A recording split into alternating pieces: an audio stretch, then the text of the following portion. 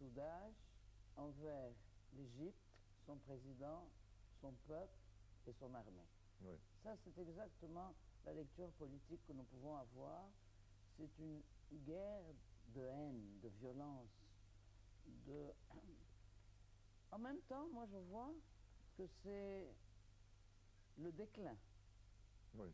Parce qu'aujourd'hui, les attaques ont été par-delà les frontières, comme nous avons vu en France, comme nous avons vu, et tous ces leaders occidentaux qui avaient mis des œillères pour ne pas voir ce qui se passait, ou qui prétendaient ne pas voir, lorsqu'on leur a dit que ces organisations djihadistes vont dépasser les frontières et vont arriver jusqu'à vous. Aujourd'hui, alors, ils réalisent. Aujourd'hui, et pas assez. Et je pense que ce que le Caire voudrait aujourd'hui, c'est que cette coalition qui est dirigée par les États-Unis en Irak et en Syrie s'étende plus et comprenne la Libye. Oui. Je pense que ça sera une stratégie des jours à venir, Oui. c'est-à-dire de défendre les pays voisins qui seront attaqués. Oui. Mais vous n'avez pas dit le plus important, Nabil, aujourd'hui, la réaction... J'ai à peine commencé. On va poser des questions. Non, la réaction rapide du président de la République égyptienne... On va en parler, je vous assure. D'accord. Non, mais parce que ça a été vraiment... Bien sûr. On va parler, même si moi je pense qu'il a oublié juste une petite chose, mais bon, on va en parler. Aujourd'hui, Dr Saïd, est-ce que l'Égypte est vraiment en guerre?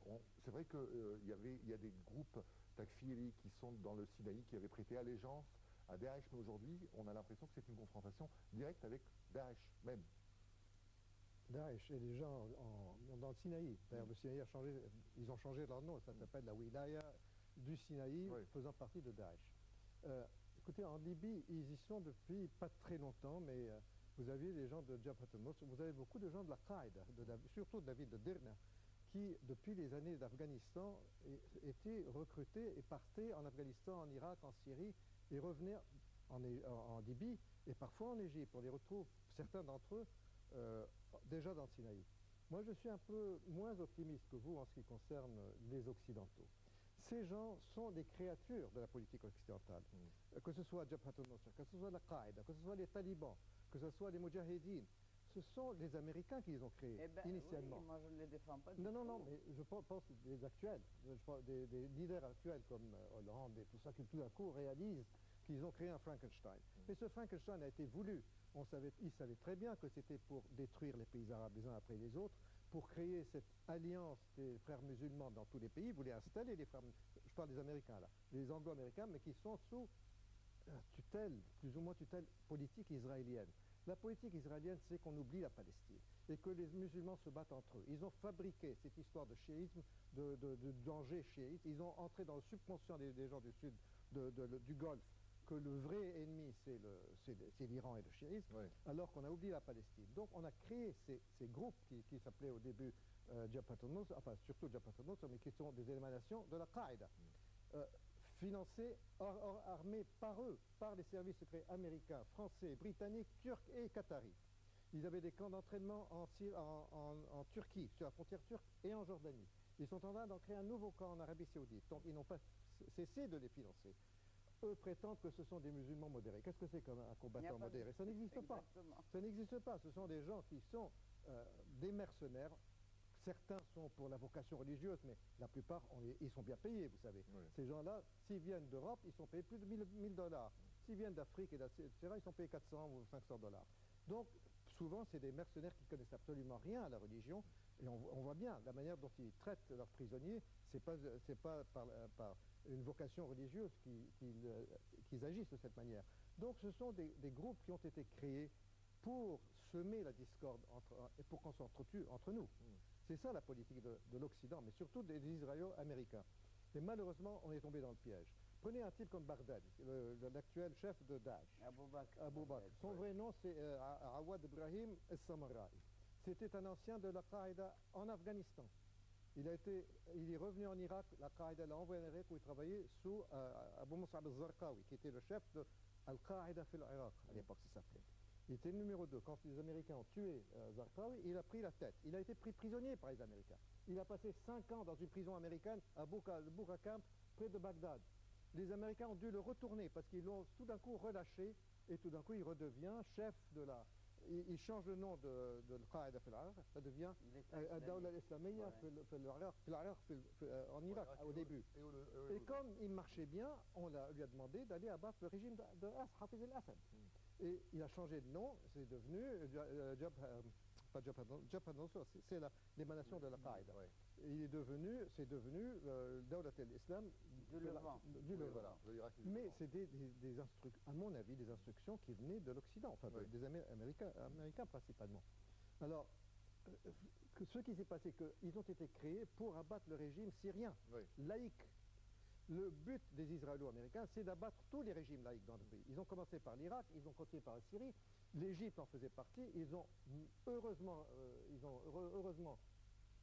failli, n'ont pas réussi, grâce à la population égyptienne qui s'est soulevée et qui a mis en morceaux le plan israélo-américain qui était de créer ce front sunnite contre l'Iran et de complètement oublier Israël. Alors maintenant vous me dites, est-ce que l'Égypte, qu'est-ce qu'elle peut faire? L'Égypte est empêtrée par les gens de Daesh justement dans le Sinaï. Notre armée ne peut pas s'éparpiller partout. Nous avons déjà 3000 soldats en Afrique centrale qui sont sous l'égide des Nations Unies. On aurait pu les envoyer en Libye plutôt que les envoyer en Afrique centrale. Oui, mais là, apparemment, on parle plus de frappes aériennes. Mais les frappes aériennes ne font rien. Vous savez, ils vont tous se... Il y a tellement d'armes en Libye, tellement d'armes que les Français, principalement, ont parachuté là-bas. Alors maintenant, M. Hollande, tout d'un coup, découvre ces gens, comme on dit en anglais, the chickens are coming home to roost. Les poules qui étaient dans la nature retournent à la basse-cour pour pondre. Mais ce sont les gens qu'ils ont envoyés, qu'ils ont créés, qu'ils ont armés. Alors quand vous avez un énergumène politique comme Bernard-Henri Lévy, qui lui est la fer de lance du sionisme dans la politique française. C'est un sioniste qui était partout, qui a essayé d'aller en Syrie, les Syriens n'ont pas voulu, mais il était en Libye. C'est lui qui a aidé, qui a encouragé, qui a persuadé Sarkozy d'armer ces gens-là. Alors, maintenant que les Français réalisent tout d'un coup que certains rentrent chez eux et abattent des innocents, un peu tard. Docteur Amouna, expliquez-nous, c'est vrai, parce qu'il y a beaucoup de gens qui sont... J'écoute la lecture politique de Dr Saïd. Il y a beaucoup de gens, c'est vrai, qui ne comprennent pas. Alors, c'est vrai qu'on nous dit toujours que c'est les Américains. Dr Saïd nous dit, c'est les Américains. On entend dans la presse, il y a des preuves que les Américains ont aidé ce genre de groupe. Et aujourd'hui, les Américains veulent faire une coalition pour bombarder, même si c'est vrai qu'ils ne sont pas très zélés apparemment pour bombarder les positions de Daesh en Irak et encore moins en Syrie. On n'arrive pas à comprendre. Je sais que vous êtes une grande connaisseuse de la politique américaine. Quel est votre sentiment là-dessus?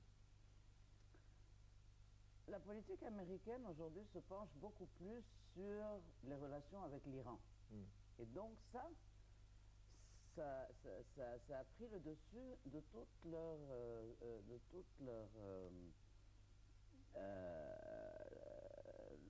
focus. Et ce qui se passe au Yémen, on ne doit pas l'oublier. Et c'est très très grave ce qui se passe au Yémen. Et ça, c'est sponsorisé par les Américains aujourd'hui. Et donc, il ne faut pas oublier aussi qu'ils ont la main haute sur le Bab el-Mandeb. Et le Bab el-Mandeb présente pour nous un danger de sécurité nationale. Parce que le passage vers le canal de Suez. Donc vraiment, nous sommes entourés par des défis extraordinaires auxquels je crois jamais l'Égypte n'a pu faire face. Parce que ce sont des défis à l'extérieur, des défis à l'intérieur, des gens qui soutiennent ces milices de l'intérieur et de la région, comme le Qatar et la Turquie.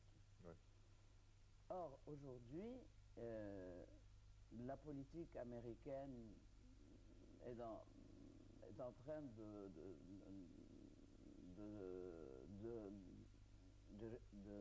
rayer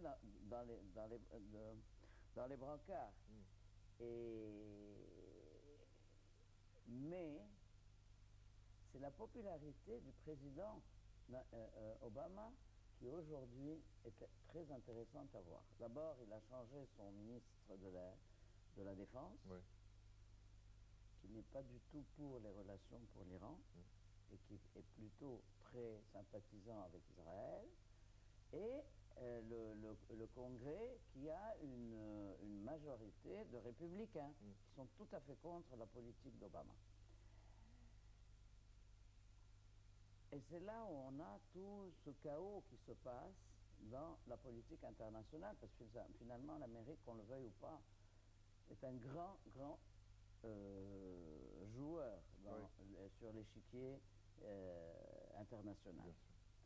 Mais pour en revenir à notre question,